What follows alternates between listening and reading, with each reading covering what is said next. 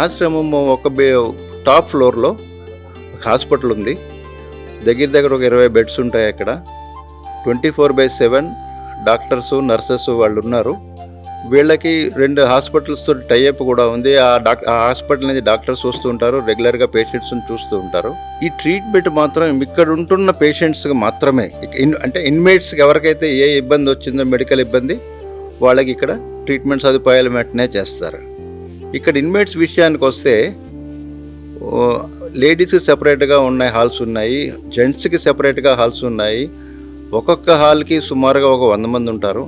అట్లాగే కొన్ని హాల్స్ ఎక్స్క్లూజివ్గా కొంచెం హ్యాండిక్యాప్డ్ ఎవరైనా ఉన్నా కూడా వాళ్ళకి కూడా ఉన్నాయి. సెపరేట్ అరేంజ్మెంట్స్ వాళ్ళకి వీళ్ళకి.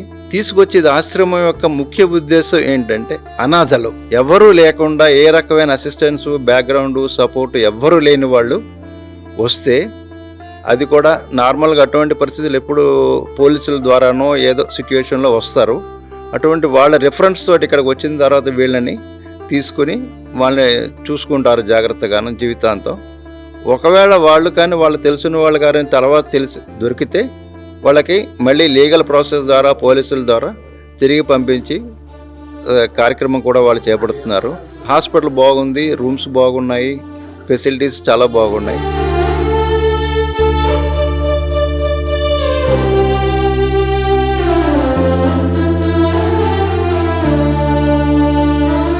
అమ్మా నాన్న అనాథాశ్రమంలోని అభాగ్యుల ఆకలి తీర్చేందుకు మానవతామూర్తుల, అన్నదాతల సహాయాన్ని కోరుతున్నాము. ఈ రక్షణాలయంలో జీవిస్తున్న నిర్భాగ్యులకు 3 పూటలా అన్నదానం చేసేందుకు నిత్యావసర వంట సామగ్రి నిల్వలు సరిపోక ఇబ్బంది అవుతోంది. ఈ స్థితిలో ఆకలి తీర్చే మానవతామూర్తుల సాయం కోసం ఈ అభాగ్యులు ఆశగా చూస్తున్నారు. దయగల దాతలారా, వీళ్ళు మీ బిడ్డలే అనుకుని నిత్యావసర వంట సరుకులను అందిస్తే వాళ్ళ ఆకలి తీరడం ద్వారా ఆ పుణ్యమంతా మీకే దక్కుతుంది. సేవాభావంతో మీరిచ్చే కేజీ బియ్యంతో 4 అభాగ్యులు కడుపు నిండా తింటారు. 3 పూటల 1800 మంది ఆకలి తీర్చాలంటే ఎంత కష్టమో ఒక్కసారి ఆలోచించండి.